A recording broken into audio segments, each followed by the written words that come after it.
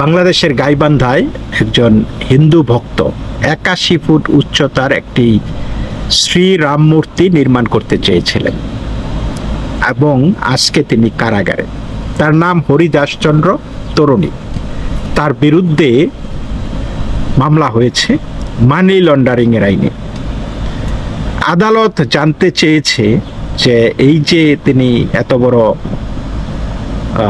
রাম মূর্তি তৈরি করতে গেছেন, এই প্রকল্পের অর্থ কোথা থেকে এসেছে।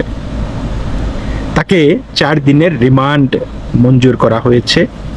এখন প্রশ্ন হলো, এটাই কি পুরো গল্প, নাকি এই ঘটনা বাংলাদেশের ধর্মীয় স্বাধীনতা, সংখ্যালঘুদের নিরাপত্তা এবং আইনের সমান প্রয়োগ নিয়ে আরো বড় এক প্রশ্নের জন্ম দিয়েছে? আজকে আমরা সেই প্রশ্নগুলোর উত্তর খুঁজব। একটি মূর্তি কেন এত বড় বিতর্ক?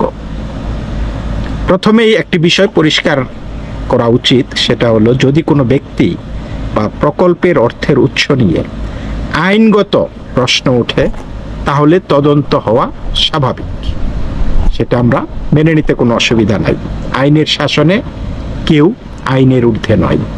কিন্তু এইখানেই আরেকটি প্রশ্ন উঠে আসে, সেটা হলো বাংলাদেশে রাষ্ট্রের উদ্যোগে আমরা দেখেছি শত শত মডেল মসজিদ নির্মাণ হয়েছে। দেশের বিভিন্ন স্থানে ব্যক্তি এবং সমাজের উদ্যোগে হাজার হাজার বড় বড় মসজিদ নির্মিত হয়েছে। বিভিন্ন সময়ে সংবাদ মাধ্যমে এমন প্রতিবেদনও প্রকাশ হয়েছে যে কিছু মসজিদের দান বাক্সে নাকি কোটি কোটি টাকা সংগ্রহীত হচ্ছে। তো প্রশ্ন হলো যে এই একই ধরনের আর্থিক স্বচ্ছতার প্রশ্ন সেই সব ধর্মীয় প্রতিষ্ঠানের ক্ষেত্রে করা হয়। এই যে দান বাক্সে এত টাকা দেয়, যারা টাকা দেয় তাদেরই বা টাকার উৎসটা কি? কিন্তু এই প্রশ্নগুলি আমরা করি না। আমরা খুব আহ্লাদিত, দেখো ইসলামকে ভালোবেসে মানুষ ভক্তরা কত টাকা দান করেছে, তাই না? কিন্তু আইনের মানদণ্ড যদি সবার ক্ষেত্রে সমান হয় তাহলে কি সেই প্রশ্নগুলি করা বাঞ্ছনীয় নয় যে সেই টাকাগুলি বা কোত্থেকে আসে? বা এই যে এত বড় বড় মসজিদ মাদ্রাসা তৈরি হচ্ছে, সেই টাকার উৎস কি? কোনো আদালত আজ পর্যন্ত কি কেউ জানতে চেয়েছে যে সেই টাকাগুলির উৎসটা কি? তো এইখানে আরো একটি প্রশ্ন আছে, সেটা হলো হিন্দু সম্প্রদায়ের মধ্যে ধনী পরিবার কি নেই? হিন্দুরা কি মন্দিরে অনুদান দেন না, প্রণামী দেন না? দেশে অসংখ্য মন্দির আছে যেগুলি মানুষের দানে পরিচালিত হয়। তাহলে একজন ভক্ত যদি আইন মেনে একটি ধর্মীয় স্থাপনা নির্মাণ করতে চায় তাহলে সেটা কি তার সাংবিধানিক অধিকার নয়? তো দর্শক, দেখি এই বিতর্কের শুরুটা কোত্থেকে এসেছে। হরিদাসচন্দ্র তরুণীর প্রকল্প ঘোষণার পর কিছু উগ্রপন্থী গোষ্ঠী প্রকাশ্যে এর বিরোধিতা করে। বিভিন্ন বক্তব্যে তারা বলে যে এত বড় রাম মূর্তি হতে দেওয়া হবে না। মানে রাম মূর্তি কত বড় হবে সেটা তাদের পারমিশন নিয়েই করতে হবে। মৌলবাদীরা রাস্তায় নেমে প্রতিবাদ করেছে, রাম মন্দির তারা হতে দেবে না, তারা জান দিয়ে দেবে এবং সেটা প্রতিহত করবে। কি সাহস হিন্দুদের যে মুসলমানের দেশে তারা এত বড় রাম মূর্তি বানাতে চায়, এইটা তারা মানবে না। এরপর তারা জিগির তুলেছে যে হরিদাস তরুণী নাকি বিশালাকায় রামের মূর্তি বানিয়ে সাম্প্রদায়িকতার উস্কানি দিয়েছে, উত্তেজনার সৃষ্টি করেছে। কিন্তু সে শুধু একটা মূর্তি বানাতে চেয়েছে, তাই নয় কি? এইটা তারা করতে দেবে না। এদের প্রকাশ্য ঘোষণা হলো যে মুসলমানের দেশে হিন্দুদের কোনো কিছু থাকতে পারবে না, হিন্দুদেরকে নিশ্চিহ্ন করে দেওয়া হবে। এখন আমরা যদি প্রশ্ন করি যে বাংলাদেশটা মুসলমানের দেশ কবে হইল, শতবর্ষ আগের ইতিহাসও যদি আমরা ঘেঁটে দেখি তাহলে এটাকে আপনি হিন্দুর দেশই বলতে পারেন। তো যাই হোক, আমি তাদের মতো দাবি করব না যে এটা হিন্দু দেশ, বা তারা যে মুসলমান দেশ দাবি করে সেটাও আমি মানব না। কিন্তু তারা যে উত্তেজিত হয়ে যেই হুমকি ধামকি দিচ্ছে যে তারা হিন্দুদেরকে নিশ্চিহ্ন করে ফেলবে, হিন্দুদের কোনো মূর্তি 1 ইঞ্চি মাটিতেও হইতে দেবে না বাংলাদেশে। তো সেইগুলা কি এই যে তারেক সরকার, আমি বলবো যে একটা অপদার্থ সরকার, তো সেই অপদার্থ সরকার যারা নাকি উত্তেজিত হয়েছে, মানে আপনি কি কারণে উত্তেজিত হবেন সেটা তো আমার বলে দেওয়া লাগবে না, আমি ভালো কাজ করলেও আপনি উত্তেজিত হতে পারেন। এখন সেই ক্ষেত্রে উত্তেজিত হয়ে যখন আপনি এই সমস্ত কথাবার্তা বলবেন, সেই যারা উত্তেজিত হয়েছে তাদের পিছু না নিয়ে এই অপদার্থ সরকার হিন্দুদের বিপক্ষে অবস্থান নিয়েছে, তারা হরিদাস তরুণীকে গ্রেপ্তার করেছে। তো চিন্তা করেন যে তারা বলে যে এত বড় রামের মূর্তি নাকি সাম্প্রদায়িক উত্তেজনা সৃষ্টি করবে, এটা সরকার মানে মেনে নিয়েছে। এই জন্য মানে নানান উছিলায় হরিদাস তরুণীকে তারা গ্রেপ্তার করেছে, যেইভাবে চিন্ময় দাসকে তারা গ্রেপ্তার করেছিল আপনারা নিশ্চয়ই দেখেছেন। তো এই যে উত্তেজনা সৃষ্টিটা কে করেছে? যিনি নিজের ধর্মীয় বিশ্বাস অনুযায়ী একটা মূর্তি তৈরি করতে চেয়েছিলেন, নির্মাণ করতে চেয়েছেন, নাকি যারা সেই উদ্যোগ ঠেকাতে প্রকাশ্যে হুমকি দিয়েছে? উত্তেজনা কারা এখানে শুরু করেছে? একটি গণতান্ত্রিক রাষ্ট্রে কোনো নাগরিকের ধর্মীয় অধিকার অন্য কারো অসহিষ্ণুতার কারণে সীমিত হয়ে যেতে পারে না, তাই না? যদি কোনো গোষ্ঠী সহিংসতার হুমকি দেয়, তাহলে আইনের দৃষ্টিতে প্রথম দায়িত্ব হওয়া উচিত সেই হুমকির তদন্ত করা এবং প্রয়োজনে ব্যবস্থা নেওয়া। অন্যথায় একটা বিপজ্জনক দৃষ্টান্ত তৈরি হয়, যেখানে হুমকি দিলেই অন্যের অধিকার সংকুচিত করা যায়। এবং সরকার ঠিক সেইটাই করেছে। সরকার রাজধর্ম পালন না করে, উঁচু নিচু ভেদাভেদ না করে, সংখ্যাগুরু মানে না দেখে উচিত ছিল যে রাজধর্ম প্রতিষ্ঠা করা, কিন্তু সেটা করেনি। কারণ তাদের সেখানে এই যে পরমত সহিষ্ণুতা যে জিনিসটা তাদের মধ্যে নাই, এবং সরকার সেই জঙ্গিদের পক্ষেই অবস্থান নিয়ে হরিদাস তরুণীকে গ্রেপ্তার করেছে, হিন্দুদের মূর্তি প্রতিষ্ঠায় বাধা দিয়েছে। তো এখন এই পরিপ্রেক্ষিতে আমরা তো প্রশ্ন করতেই পারি যে ধর্মীয় স্বাধীনতা কি সংখ্যাগরিষ্ঠের জন্য শুধু? বাংলাদেশের সংবিধান প্রত্যেক নাগরিককে ধর্ম পালনের স্বাধীনতা দিয়েছে। সেই অধিকার মুসলমানের যেমন আছে, তেমনি হিন্দু, বৌদ্ধ, খ্রিস্টান নাগরিকদেরও আছে। তাহলে প্রশ্ন, একজন মুসলিম যদি মসজিদ নির্মাণ করতে পারেন, একজন হিন্দু কি মন্দির বা মূর্তি নির্মাণ করতে পারেন না? যদি উত্তর হয় পারবেন, তাহলে বাস্তবে সেই অধিকারটা নিশ্চিত হচ্ছে কি? মানে সরকার কি সেই অধিকারটা নিশ্চিত করতেছে? সরকারের কিন্তু এটা একটা অন্যতম দায়িত্ব। তাহলে যদি কোনো ধর্মীয় উদ্যোগের বিরুদ্ধে সহিংসতার হুমকি আসে, ষড়যন্ত্রের ছক কষা হয়, তাহলে রাষ্ট্রের ভূমিকা কি হওয়া উচিত? অধিকার রক্ষা নাকি অধিকার প্রয়োগকারীকে থামিয়ে দেওয়া? আজকের হিন্দু সমাজ বাংলাদেশে খুবই উদ্বেগের সাথে দিন কাটাচ্ছে। আমরা দেখেছি বিভিন্ন সংগঠন থেকে বা ব্যক্তি পর্যায়েও ব্যাপক প্রতিবাদ হয়েছে, গ্রুপের থেকে প্রতিবাদ হয়েছে। বাংলাদেশের হিন্দু সম্প্রদায় বহু বছর ধরে নিরাপত্তা নিয়ে চরমভাবে উদ্বিগ্ন। নিরাপত্তা আমাদের বিঘ্নিত হচ্ছে। বিভিন্ন সময়ে আমরা দেখেছি মন্দিরে হামলা, প্রতিমা ভাঙচুর, সংখ্যালঘু পরিবারের বাড়িঘরে আক্রমণ, জমি দখলের অভিযোগ এবং ধর্মীয় উৎসবকে কেন্দ্র করে সহিংসতার ঘটনা দেশীয় এবং আন্তর্জাতিক মানবাধিকার প্রতিবেদনে উঠে এসেছে। আমরা দেখেছি তারা আমাদের পূজার সময় ছক কষে দেয়, বলে দেয় যে এতটা থেকে এতটা করবেন, এতটা থেকে এতটা করা যাবে না, নামাজ হলে পূজা বন্ধ থাকবে, ডাকডোল পিটানো যাবে না, নামাজের 15 মিনিট আগের থেকে শুরু করতে হবে, নামাজের 15 মিনিট পর থেকে শেষ করতে হবে। মানে কত কিছু তরিকা দিচ্ছে। আমরা কি তাদেরকে বলে দেই মানে আমাদের ইসলামী শরিয়াত মেনে আমরা আমাদের ধর্ম পালন করতে হবে? তো এই যে শুধু এইটা তো একটা জিনিস, তারপরে যে কত ধর্ষণ, খুন, রাহাজানি, জমি দখল এগুলো আছে, এগুলো তো বলার অপেক্ষা রাখে না। তবে এত বিপুল সংখ্যক অভিযোগ এবং এই ঘটনার পরিপ্রেক্ষিতে তো একটা বাস্তব প্রশ্ন আসে, রাষ্ট্র কি সংখ্যালঘুদের নিরাপত্তা নিশ্চিত করতে পেরেছে? এই উদ্বেগকে কেবল রাজনৈতিক বিতর্ক হিসাবে উড়িয়ে দিলে সমস্যার সমাধান হবে না। আপনারা দেখেন চিন্ময় কৃষ্ণ দাস বিষয়টা, তাকে কিভাবে কি একটা ভুয়া মিথ্যা মামলায় গ্রেপ্তার দেখিয়েছে। সকালের প্রত্যাশা ছিল, আমরা সবাই যেই প্রত্যাশা করেছিলাম যে বিএনপি নির্বাচিত হয়ে চিন্ময় প্রভুর মিথ্যা মামলা প্রত্যাহার করে তাকে মুক্তি দেবে, সেটা ছিল পতাকা অবমাননার। অথচ আমরা কত ভাবেই না জঙ্গিদেরকে বাংলাদেশের পতাকার অবমাননা করতে দেখেছি। আমরা দেখেছি তারা পতাকাকে জায়নামাজ বানিয়ে সেটার উপর দাঁড়িয়ে তারা আজান দিয়েছে বা নামাজ পড়েছে।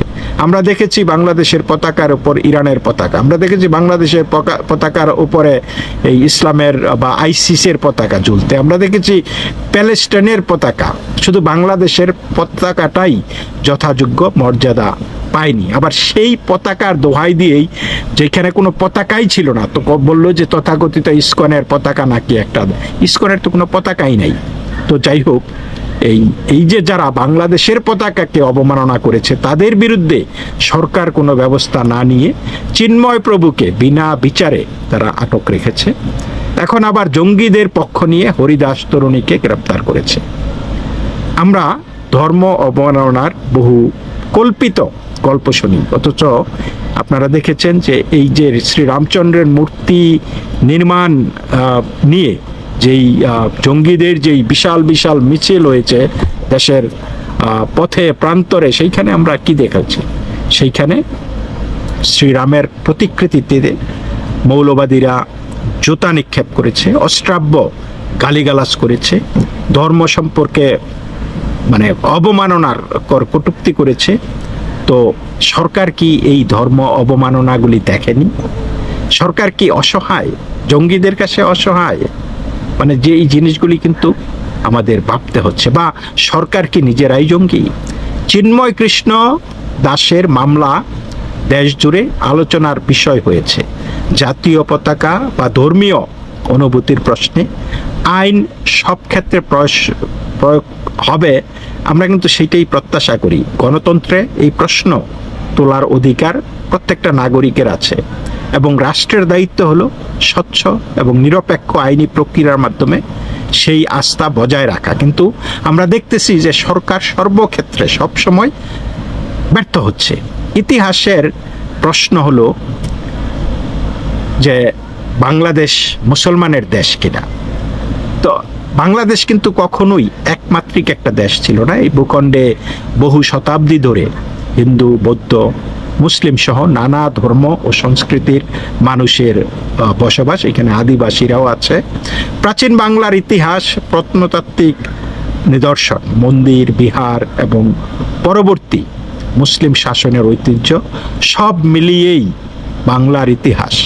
অতএব এই ইতিহাসকে একক কোনো ধর্মীয় পরিচয়ে সীমাবদ্ধ করা কঠিন। কিন্তু এই জঙ্গিরা জিগির তুলেছে যে বাংলাদেশ নাকি মুসলমানের, বাংলাদেশের 1 ইঞ্চি মাটিতে নাকি হিন্দুদের কোনো অস্তিত্ব রাখা হবে না। আপনারা ভাবতে পারেন কি ভয়ঙ্কর একটা চ্যালেঞ্জ, এবং রাষ্ট্র সেইখানে এই বড় পরীক্ষাটায় চরমভাবে ব্যর্থ।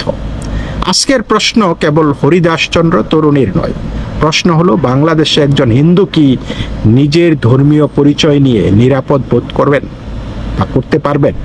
তিনি কি নিজের মন্দির নির্মাণ করতে পারবেন? নিজের ধর্মীয় প্রতীক স্থাপন করতে পারবেন? নিজের সন্তানকে এই বিশ্বাস নিয়ে বড় করতে পারবেন যে রাষ্ট্র তাকে সমানভাবে রক্ষা কবচ দেবে? যদি এই প্রশ্নগুলির উত্তর নিয়ে অনিশ্চয়তা তৈরি হয়, তাহলে সেটি কেবল একটি সম্প্রদায়ের সমস্যা নয়, এটা পুরো রাষ্ট্রের আইনের শাসন, নাগরিক সমতা এবং গণতন্ত্রের প্রশ্ন। একটি সভ্য রাষ্ট্রের পরিচয় সংখ্যাগরিষ্ঠের শক্তিতে নয়, বরং সংখ্যালঘু নাগরিক সেই দেশে কতটা নিরাপদ সেই পরীক্ষার উপর নির্ভর করে। কারণ গণতন্ত্রের প্রকৃত শক্তি তখনই প্রমাণিত হয় যখন সবচেয়ে দুর্বল নাগরিকও সমান মর্যাদা এবং সমান সুরক্ষা পায়। এবং আমরা দেখি এই জন্যই আমাদের সেই মমিন ভাইরা মানে পশ্চিমা দেশগুলিতে গিয়ে তারা দেদারছে বলে এই দেশে আমরা সমান অধিকার চাই, আমাদেরকে সমান অধিকারের জন্যই আমরা এসেছি, কিন্তু তারা তাদের নিজ দেশে বা নিজের সমাজে অন্যদেরকে সেই সমান অধিকারটা দিতে চরমভাবে ব্যর্থ, এবং তারা সেটা স্বীকারই করে না যে অন্য কারো সেই অধিকারটা আছে। আজকে বাংলাদেশ সেই পরীক্ষার সামনে দাঁড়িয়ে আছে। হরিদাসচন্দ্র তরুণীর মামলার তদন্ত আইন অনুযায়ী চলুক, সেটা আমরা চাই, কিন্তু একই সঙ্গে হুমকি, ঘৃণামূলক বক্তব্য এবং ধর্মীয় স্বাধীনতা খর্বের অভিযোগগুলিও সমান গুরুত্বের সঙ্গে তদন্ত করা উচিত। আইন যদি সত্যি সবার জন্য সমান হয়, তাহলে সেই সমতা সব নাগরিকের ক্ষেত্রেই দৃশ্যমান হতে হবে। আর যদি তা না হয়, তাহলে প্রশ্ন উঠতেই থাকবে, বাংলাদেশ কি তার সংবিধানে ঘোষিত সম অধিকার ও ধর্মীয় স্বাধীনতার আদর্শ বাস্তবে নিশ্চিত করতে পারবে? আপনাদের মতামত জানাবেন। নাটকীয় পতন থেকে অবিশ্বাস্য প্রত্যাবর্তন, কেন আওয়ামী লীগ ও শেখ হাসিনাকে থামানো অসম্ভব? 2024-এর সেই অবিশ্বাস্য অগাস্টের কথা নিশ্চয়ই আপনাদের মনে আছে। কেউ কি কখনো কল্পনা করতে পেরেছিল যে 1.5 দশক ধরে ক্ষমতায় থাকা শেখ হাসিনা নেতৃত্বাধীন আওয়ামী লীগ সরকারের এমন নাটকীয় পতন ঘটবে? মাত্র কয়েকটা দিনের ব্যবধানে পুরো দৃশ্যপট বদলে গিয়েছিল। কিন্তু রাজনীতিতে শেষ কথা বলে কিছু নেই। আজ 2 বছর পর 2026 সালে দাঁড়িয়ে বাংলাদেশের বাতাসে কি এক নতুন বার্তা ভাসছে? যে আওয়ামী লীগকে মাঠ থেকে পুরোপুরি মাইনাস করার ছক কষা হয়েছিল, সেই দলকে আবার ফিরে আসছে রাজকীয় ভঙ্গিতে। কেন বলা হচ্ছে শেখ হাসিনা এবং আওয়ামী লীগের পুনরায় ক্ষমতায় আসা আর ঠেকিয়ে রাখা যাবে না? আজ কোনো আবেগ নয়, ইতিহাসের সবচেয়ে বড় রাজনৈতিক সমীকরণের নিখুঁত বিশ্লেষণ করব আমরা এই ভিডিওতে। দর্শক, আমাদের ঘটনার গভীরে যেতে হবে। এটা অস্বীকার করার কোনো উপায় নেই যে 2024 সালের শেষ দিকে এসে আওয়ামী লীগ সরকার জনগণের একটি বড় অংশের কাছে বেশ অজনপ্রিয় হয়ে পড়েছিল। দীর্ঘদিনের ক্ষমতা, কিছু প্রশাসনিক ভুল ত্রুটি এবং অভ্যন্তরীণ কিছু সংকটের কারণে মানুষের মনে ক্ষোভ তৈরি হয়েছিল। কিন্তু এখানেই লুকিয়ে আছে আসল রহস্য। পতনকারীরা সাধারণ মানুষের এই ক্ষোভকে খুব চতুরতার সাথে ব্যবহার করেছিল। তারা জানতো শুধু রাজনৈতিক আন্দোলন দিয়ে এই সরকারকে হটানো সম্ভব নয়, তাই তারা আশ্রয় নিয়েছিল ইমোশনাল ব্ল্যাকমেইলের। আন্দোলনের শেষ দিকে পতনকারীরা নিজেরাই মানুষ মেরে সেই লাশের উপর দাঁড়িয়ে পাবলিক সেন্টিমেন্ট বা জন আবেগ নিয়ে খেলা শুরু করে। সাধারণ ও নিরপরাধ মানুষের আবেগ ও অনুভূতিকে পুঁজি করে তারা পুরো আন্দোলনকে একটি সহিংস রূপ দেয়, যার ফলে সাধারণ মানুষও বিভ্রান্ত হয়ে সরকার পতন আন্দোলনে রাস্তায় নামতে বাধ্য হয়েছিল। কিন্তু সেই আবেগের জোয়ারে ভেসে যাওয়ার দিন এখন কিন্তু শেষ। বিগত 2 বছরে সময় অনেক গড়িয়েছে, আর সময়ের সাথে সাথে মানুষের চোখের সামনে থেকে অন্ধকারের পর্দা সরে গেছে। বাংলাদেশের মানুষ এখন আস্তে আস্তে বুঝতে পেরেছে যে 2024 সালের সেই ঘটনাটি আসলে কোনো সাধারণ গণ অভ্যুত্থান ছিল না, বরং তা ছিল সুদূর প্রসারী এবং পরিকল্পিত একটি আন্তর্জাতিক ও অভ্যন্তরীণ গভীর ষড়যন্ত্র। কেন মানুষ আজ এটা বুঝতে পারছে? কারণ গত 2 বছরে এই তথাকথিত পরিবর্তনের বাংলাদেশ আজ পুরোপুরি লন্ডভন্ড হয়ে গেছে। আগের সেই উন্নয়নশীল, উদীয়মান ও ইতিবাচক বাংলাদেশের আজ ছিটে ফোটাও অবশিষ্ট নেই। অর্থনীতি ধসে পড়েছে, আইন শৃঙ্খলা পরিস্থিতি ভেঙে পড়েছে, আর চারিদিকে শুধুই সাধারণ মানুষের হাহাকার। এই যে খেয়াল করুন, বন্যা, চট্টগ্রাম, সিলেট, এদিকে ময়মনসিংহ, নেত্রকোনা, কিশোরগঞ্জ, ওদিকে উত্তরবঙ্গে বন্যায় মানুষ ভাসছে। অথচ সরকার প্রধান কোথায় কি করছে আপনারা নিশ্চয়ই দেখছেন, যার কারণে মানুষ হাহাকার করছে। পতনকারীরা সাধারণ মানুষকে একটি সুন্দর ও সুশাসনের বাংলাদেশের স্বপ্ন দেখিয়েছিল। নিয়ম বলে, যারা আগের সরকারকে হটিয়ে ক্ষমতায় আসে, তারা যদি জনগণের সামনে আগের চেয়ে ন্যূনতম সুশাসন উপহার দিতে পারত, তবে হয়তো তারা আওয়ামী লীগকে চিরতরে দেশের রাজনীতি থেকে -2 ফর্মুলায় ফেলে দিতে পারত। কিন্তু সুশাসন তো দূরের কথা, আজকের বাস্তবতায় আওয়ামী লীগ আমলের শতভাগের 1 ভাগও ইতিবাচকতা কোথাও খুঁজে পাওয়া যায় না। মানুষ এখন প্রতিদিন আগের সেই স্থিতিশীল দিনগুলোর কথা মনে করে দীর্ঘশ্বাস ফেলছে। এখন প্রশ্ন আসতে পারে যে 2024-এর সেই অজনপ্রিয় আওয়ামী লীগ সরকার পতনের পরপরই হঠাৎ করে কয়েক মাসের পর থেকেই এত জনপ্রিয় হয়ে উঠতে শুরু করলো কেন? আওয়ামী লীগ কি এমন জাদুকরি চাল চাললো? বাস্তবতা হলো আওয়ামী লীগ কার্যত নাটকীয় বা সহিংসতা কিছুই করেনি। আসলে রাজনৈতিক কর্মকাণ্ড করতে পারেনি বলতে গেলে বলা যায়। তারা কোনো প্রতিশোধের রাজনীতি বা বিশৃঙ্খলা সৃষ্টি করতেও কিন্তু যায়নি। চরম উস্কানির মুখেও তারা সহিংসতার পথে না গিয়ে শুধুমাত্র ধৈর্য ধরে পরিস্থিতি পর্যবেক্ষণ করেছে। তারা জানতো সত্য একদিন প্রকাশ পাবে। এর মাঝে দলটির পক্ষ থেকে কেবল কিছু শান্তিপূর্ণ কর্মসূচি দেওয়া হয়েছিল ইউনূসের আমলেও, কিন্তু দেখা গেল সেই সাধারণ ও শান্তিপূর্ণ কর্মসূচি পালন করতে গিয়েও আওয়ামী লীগের নেতাকর্মীরা তৎকালীন ইউনূস প্রশাসনের কাছ থেকে এবং বর্তমান তারেক রহমান সরকারের প্রশাসনের কাছ থেকেও সীমাহীন বাধার সম্মুখীন হয়েছে। এক পর্যায়ে তো রাজনৈতিকভাবে মোকাবেলা করতে না পেরে ইউনূস সরকার দলটির কার্যক্রম পর্যন্ত নিষিদ্ধ করে দিয়েছে। কিন্তু ইতিহাস সাক্ষী রাজনীতিতে চাপিয়ে দেওয়া বাধা এবং নিষিদ্ধতার রাজনীতি সবসময় হিতে বিপরীত ফল আনে। এই বাধা এবং অন্যায় নিষেধাজ্ঞা ভাঙার জেদি আজ আওয়ামী লীগকে জনগণের চোখে মজলুম এবং পুনরায় তুমুল জনপ্রিয় করে তুলেছে।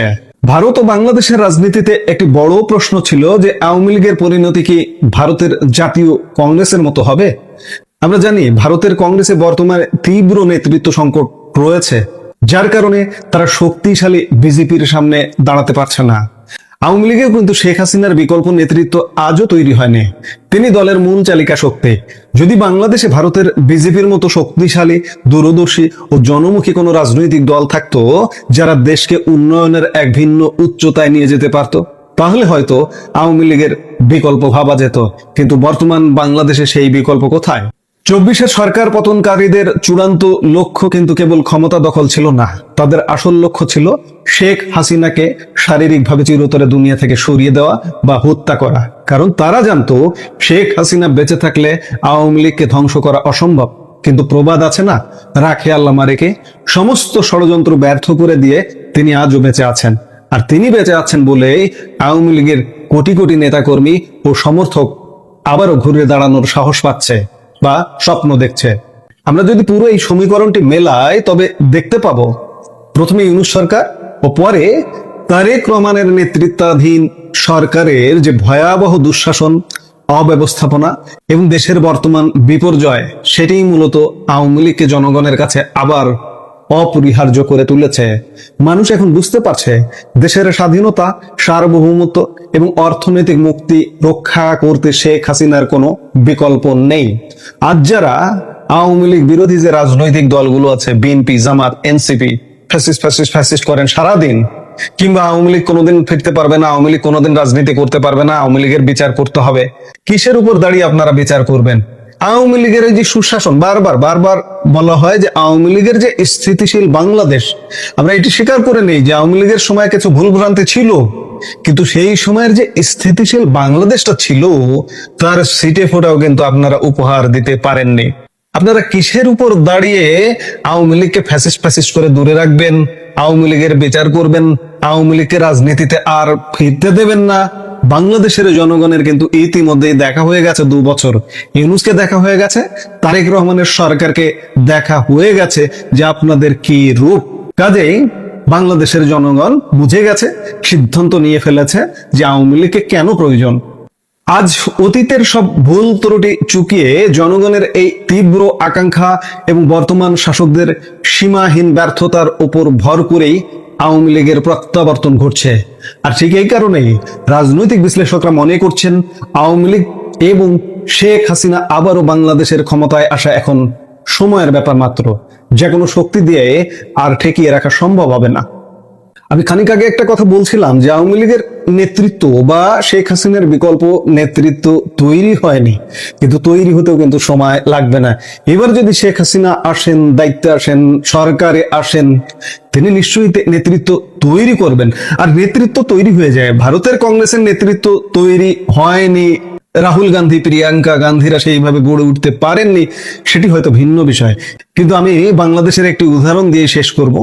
শেখ হাসিনা যখন 1981 সালে বাংলাদেশে ফিরে এলেন, তখন তার রাজনৈতিক অভিজ্ঞতা কি ছিল কিংবা তার বয়স বা কি ছিল? তিনি মাত্র 34 বছর বয়সের একজন তরুণী বলতে পারেন। সেই তরুণী আওয়ামী লীগের হাল ধরলেন দীর্ঘ এই কাদা মাটির এই বাংলার মাটিতে ঘুরে বেড়ালেন টেকনাফ থেকে তেতুলিয়া, মানুষের মন জয় করলেন, একটি পর্যায়ে ক্ষমতায়ও এলেন। সেটি হয়তো দীর্ঘ সময় লেগেছে, 75-এর পরে 21 বছর সময় লেগেছে। কিন্তু শেখ হাসিনার কিন্তু রাজনৈতিকভাবে খুব বেশি অভিজ্ঞ যে ছিলেন তিনি তা নয়, কিন্তু তিনি বাংলাদেশের স্থপতির কন্যা, এলেন, তিনি তৈরি হয়ে গেলেন। আজকে ধরুন শেখ হাসিনাকে সরিয়ে দিত, কুচক্রীরা সরিয়ে দিত, তারপরে কিন্তু তৈরি হয়ে যেতই, হয়তো তার পুত্র তৈরি হয়ে যেত, তার কন্যা তৈরি হয়ে যেত। কংগ্রেসের বিষয়টা একদম ভিন্ন বিষয়, আওয়ামী লীগের বিষয়টা ভিন্ন বিষয়। তো কাজেই আমরা যে আলাপটা করছিলাম যে আওয়ামী লীগকে আসলে কোনোভাবেই দমিয়ে রাখা যাবে না। শেখ হাসিনার আশা, দেশে আসা, ক্ষমতায় আসা, রাজনীতিতে আসা, কোনো কিছুই আটকে রাখা যাবে না।